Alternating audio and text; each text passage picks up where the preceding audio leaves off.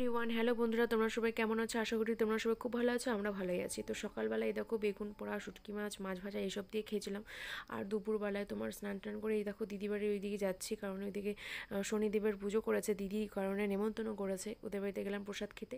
আর এই দেখো রাস্তার ধারে কলা গাছগুলো দেখে এই কলাগুলো থেকে ভাবলাম যে না, তোমাদের সাথে শেয়ার করি। আর শরীরটা ভালো নেই, তেমন একটা ব্লগ মানে ভিডিও করে রাখিনি যে তোমাদের সাথে শেয়ার করব, ব্লগ ভিডিও বড়।